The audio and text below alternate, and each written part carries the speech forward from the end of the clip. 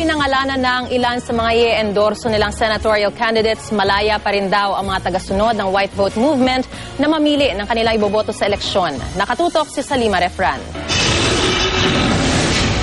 Sa tanglaw ng mga kandilang tangan ng libo-libong miyembro ng El Shaddai at iba pang Catholic lay groups, formal ng inanunsyo ng White Vote Movement ang inisyal na 6 na senatorial candidates na kanilang i-endorso sa eleksyon 2013. Kabilang dito sina JV Ejercito, Gringo Hunasan, Mitos Magsaysay, Coco Pimentel, Antonio Trillanes IV at Cynthia Villar. Ang mga kandidato pinili raw base sa paninindigan nila sa reproductive health law. Pro-life at pro-family kasi ang white vote.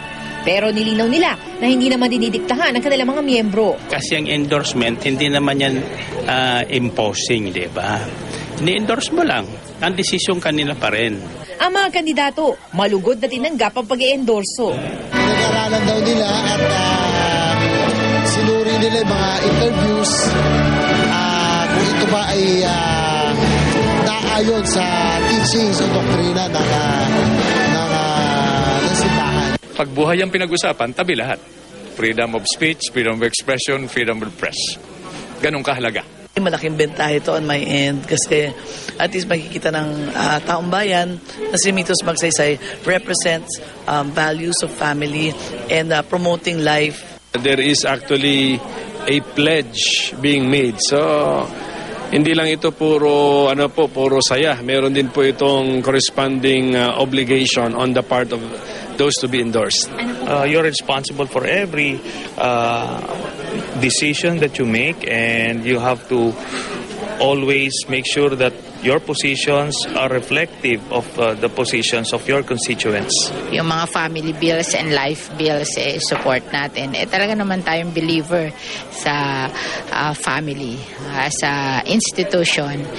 Si Bal Falcone, na kandidato ng Democratic Party of the Philippines, dumalo rin sa pagtitipon para hingin ng pag-iendorso ng white vote.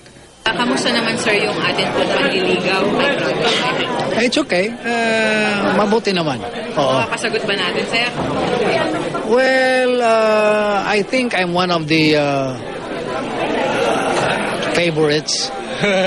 Sa susunod na linggo na kukumpletuhin ng white vote ang ika-8 o ika-10 kandidatong kanilang i-endorso. Ang CBCP, bagamat suportado ang inisyatibo ng Catholic lay groups na kilatisin at pumili ng mga kandidato, nilinaw na walang ini-endorso ang simbahan. Hindi rin daw ito block voting. Total freedom. In total freedom, kung ang mga tao gustong sundin ang pinagkaisahan ng white vote movement, nasa kanila yan. Walang obligasyon at walang mandato na gawin nila yan. Salima Refran, Nakatutok, 24 Oras.